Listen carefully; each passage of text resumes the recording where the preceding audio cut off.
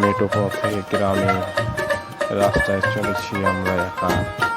কোথায় না নয় অবিরাম বিশ্ব আমাদের এই গ্রাম্যভূমি বাংলাদেশ।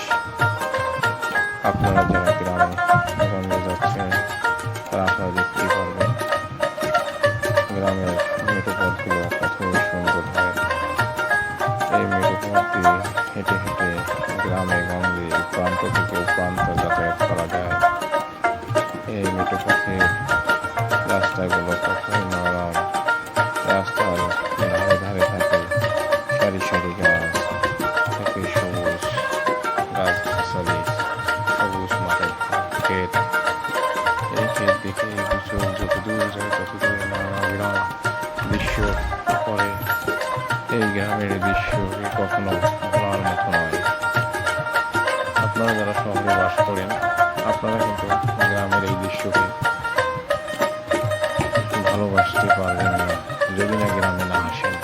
আপনারা যদি গ্রামে একবার আসেন তাহলে আর গ্রামের ভালোবাসায় একবার মনটি আপনার নিমজ্জিত হয়ে যায়, তাহলে আপনি গ্রাম ছাড়া আর এই কোলাহলযুক্ত শহরে যাইতে চাইবেন না। কারণ গ্রামের যে খোলামেলা প্রকৃতি, খোলামেলা আকাশ, খোলামেলা বাতাস, সব কিছুই খোলামেলা পাওয়া যায়। গ্রামের লোকজন হলো আন্তরিক এবং মিশুক। আপনার গ্রামের রাস্তা পথ ঘাট সেই কাঁচা মেঠো পথ দিয়ে 200 বস্তু যায় দূর দূরান্ত। এ পথ থেকে ও পথ দৌড়ে যায়। রাস্তার দুই ধারে বড় বড় বিলের ওপর সারি সারি গাছ। সেই গাছের নিচে কিষানীরা বসে তারা মাঠের কাজ শেষ করে এসে এখানে ছায়া নেয়। গাছের নিচে বসে তারা বিশ্রাম নেয়।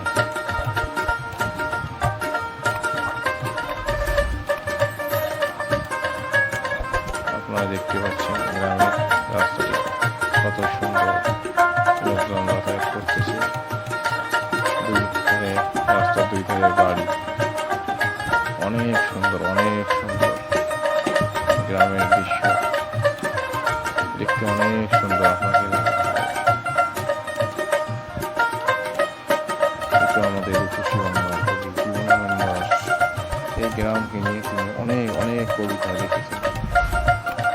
কবি জসীমউদ্দিন, বন্দে লিঙ্গিয়া, রবীন্দ্রনাথ, নজরুল সহ আরও অনেক কবি গ্রামকে নিয়ে অনেক কবিতা লিখেছেন এবং তারা গ্রামকে ভালোবেসেছেন।